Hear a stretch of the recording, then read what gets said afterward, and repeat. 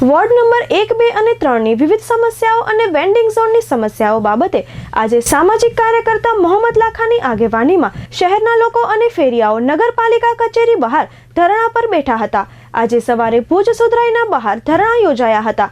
ખાસ કરીને આ પહેલા સામાજિક કાર્યકર મોહમ્મદ લાખા દ્વારા ભુજ સુધરાઈને ભુજના વોર્ડ નંબર 1, 2 અને 3ના ગટર પાણીના પ્રશ્નો હલ કરવા તેમજ શેરી ફેરિયાઓના પ્રશ્ન ઉકેલવા માટે જણાવવામાં આવ્યું હતું। ત્યારે આ અંગે હજુ સુધી કોઈ કાર્યવાહી ન થતાં આજે શેરી ફેરિયા સંગઠનના સદસ્યો અને ભુજના લોકો ધરણા પર નગરપાલિકા કચેરી બહાર બેઠા હતા।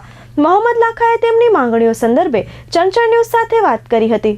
નગરપાલિકાને 20/11/2024ના રોજ લખીને આપવામાં આવેલા પત્રના અનુસંધાને આજે 2 તારીખથી અમે લોકોએ વોર્ડ નંબર 1, 2, 3ના વિસ્તારોની સમસ્યા અને ભુજના લારી ગલ્લા કેબિન ધારકોની અનેક સમસ્યાઓ વેન્ડિંગ સર્ટિફિકેટ માટે ટાઉન વેન્ડિંગ કમિટીની મુદત પૂરી થઈ ગઈ છે એની રચના માટે અને જે નવી જૂની શાક માર્કેટમાં ફેરિયાઓને સ્થળાંતર કરવાની વાત છે, વેન્ડિંગ ઝોન બનાવવાની વાત છે, આવા તમામ મુદ્દાઓને લઈને આજે નગરપાલિકા કચેરી સામે ધરણાઓ યોજ્યા છે। નગરપાલિકાનો પ્રતિસાદ યોગ્ય રીતે નહીં મળે તો આજે 100 લોકો છે, કાલે વધુમાં વધુ સંખ્યા અહીંયા થાય એના માટે પ્રયત્નો કરશું અને તમામ લોકોને અહીંયા આપના માધ્યમથી ઉપસ્થિત થવા માટે વિનંતી કરું છું। તમામ મુદ્દાઓ એવા છે કારણ કે ફેરિયાઓ પણ લોકો જ છે અને ફેરિયાઓની સમસ્યા છે એ શહેરની સમસ્યા છે।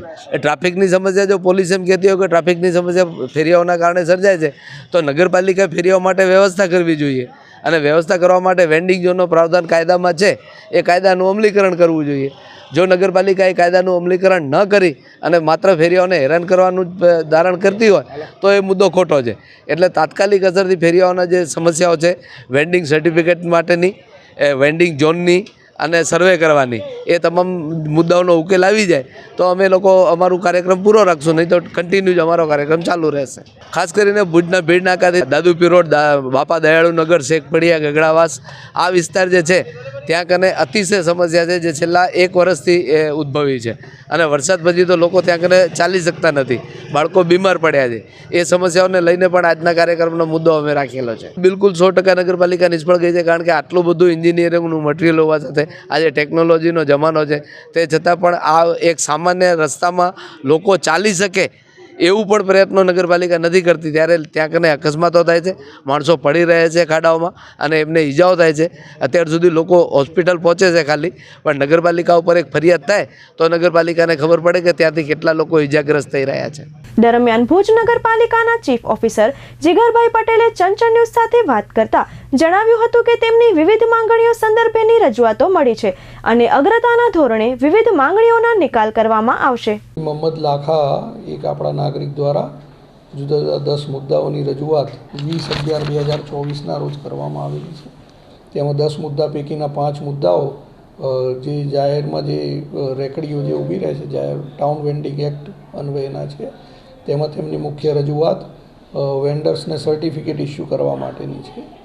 અત્યારે હાલમાં આપ જે જોઈ શકો છો નગરપાલિકા વિસ્તારમાં ઠેર ઠેર રેકડીઓ ઊભી કરવામાં આવે છે નવી, અને નગરજનોને તેના કારણે દબાણના લીધે સમસ્યાઓ ઉપસ્થિત થતી હોય છે। આજે જૂના ટાઉન વેન્ડર્સ છે તેમને સુનિયોજિત રીતે ટાઉન વેન્ડિંગ ઝોન ફરીથી બનાવી અને યોગ્ય રીતે તેમને સ્થાપિત કર્યા બાદ જો જગ્યા હશે તો નવા વેન્ડર્સને એકોમોડેટ કરવા માટે નગરપાલિકા વિચારણા કરશે। હાલની પરિસ્થિતિ અને નગરપાલિકામાં વધતા જતા દબાણોને ધ્યાને રાખી અને કોઈ નવા વેન્ડર્સને સર્ટિફિકેટ ઇસ્યુ કરી શકાય તેમ નથી। તે સિવાયની બાકી 5 રજૂઆતમાં જે ડ્રેનેજનો એક મુદ્દો છે તેમાં રેલવેની સાથે સંકલન ચાલુ છે, નગરપાલિકાની કામગીરી ચાલુ છે। હાલ મુખ્ય લાઇનની એક કામગીરી જે નેશનલ હાઈવેની કામગીરી ચાલુ છે તેના કારણે ડ્રેનેજને વિક્ષેપ પડેલો છે, તે કામગીરી પણ હાથ ધરવામાં આવેલી છે। સફાઈના અમુક મુદ્દાઓ છે તેની તપાસ આજે સ્થળ તપાસું કરી અને જે કંઈ નિકાલ કરવા પાત્ર હશે તે કરવામાં આવશે।